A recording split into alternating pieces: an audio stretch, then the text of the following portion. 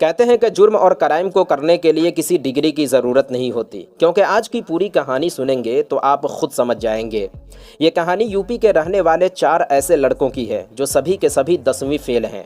लेकिन जब इनकी कहानी लोगों के सामने आती है तो आम पब्लिक से लेकर पुलिस, इन्वेस्टिगेटिव एजेंसी सभी हैरान रह जाते हैं। किसी को कुछ समझ नहीं आती कि आखिर एक 10वीं फेल शख्स इस तरह की प्लानिंग कैसे कर सकता है। एक बैंक को लूटने के लिए इन लोगों ने जो दिमाग लगाया, शायद इस तरह की प्लानिंग कोई पढ़ा लिखा इंसान भी नहीं कर सकता।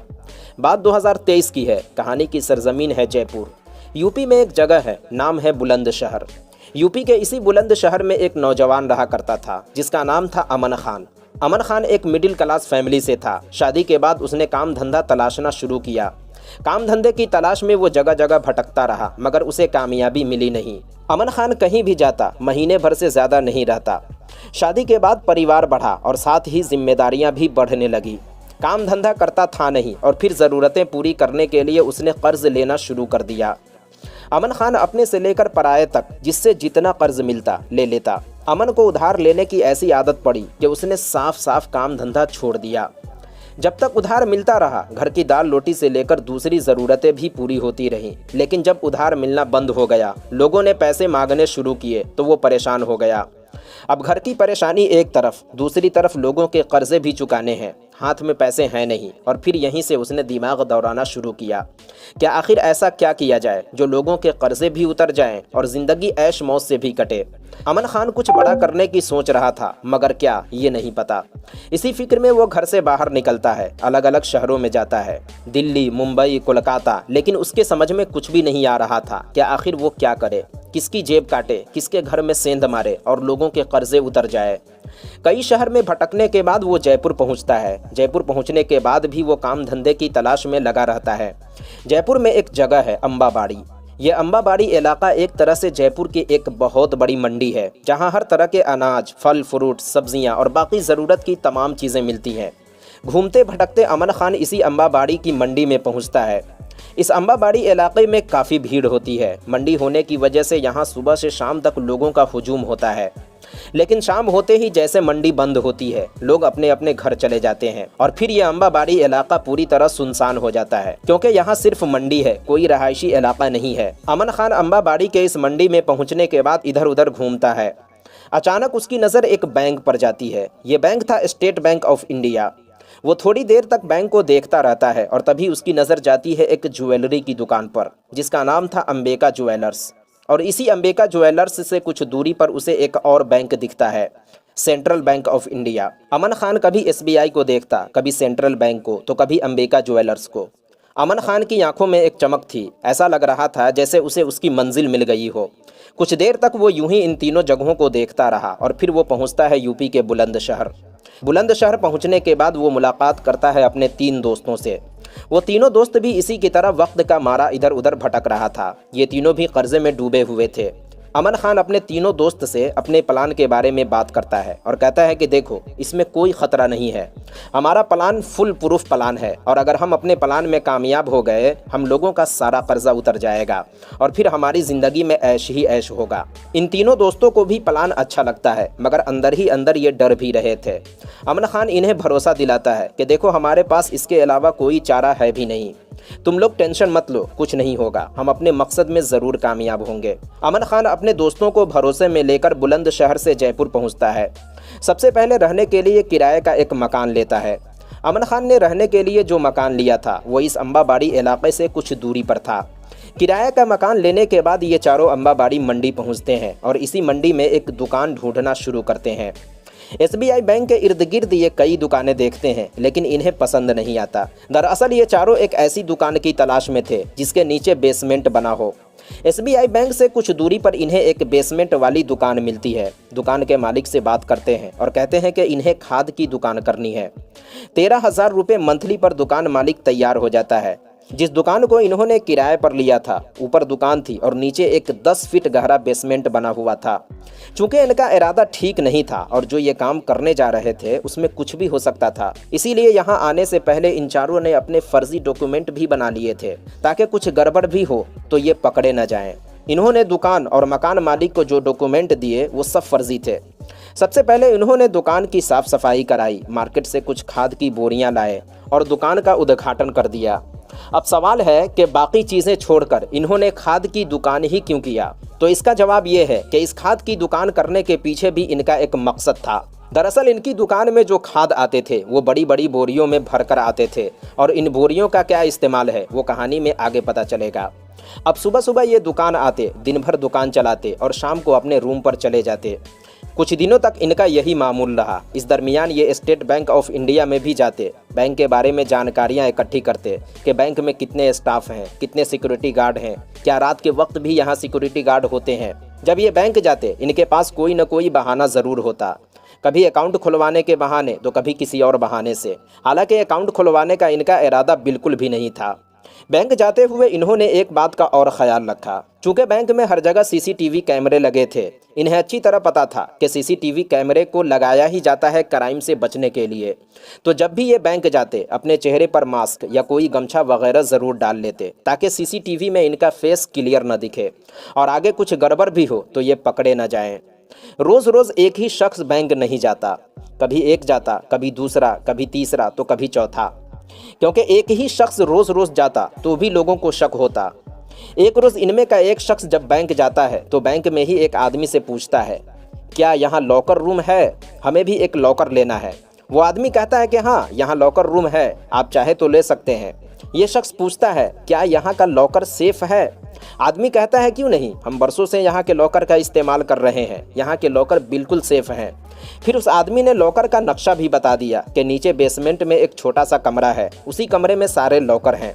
धीरे धीरे इन्होंने बैंक के बारे में सारी जानकारियां इकट्ठी कर ली और इनके प्लान का पहला चरण पूरा हो गया। भले ये चारों 10वीं फेल थे, लेकिन इनका दिमाग किसी पढ़े लिखे जानकार व्यक्ति से कम नहीं था। इस क्राइम को अंजाम देने के लिए इन्होंने पूरा रिसर्च किया था। चूँकि मंडी में इनकी दुकान थी तो इनके दुकान का एक नंबर भी था कस्टमर और अलग अलग व्यापारियों से बात करने के लिए। लेकिन इस दुकान वाले नंबर से ये कभी भी अपने जानने पहचानने वाले को कॉल नहीं करते, बस दुकान के लिए इस्तेमाल करते थे। इसके अलावा जब भी ये अपनी दुकान पर या फिर रूम पर होते, ये अपने मोबाइल फ़ोन में सिम लगाकर नहीं रखते, बल्कि इनकी दुकान और मकान से कुछ दूरी पर एक जगह थी इंडिया गेट नाम से।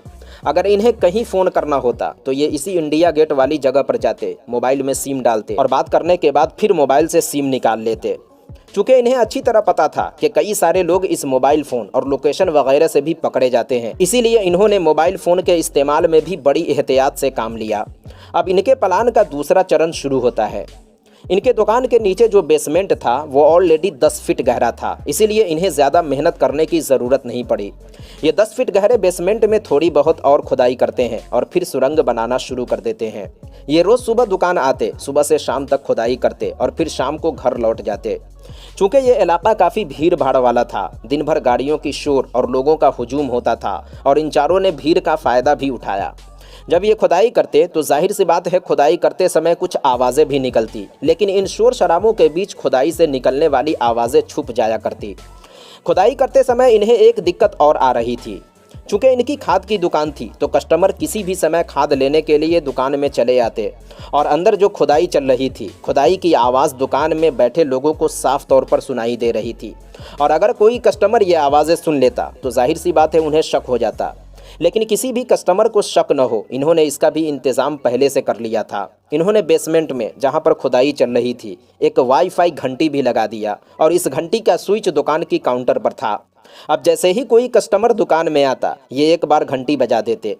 एक बार घंटी बजाने का मतलब ये था कि खुदाई रोक दो, और जब कस्टमर दुकान से निकल जाते ये 2 बार बेल बजा देते।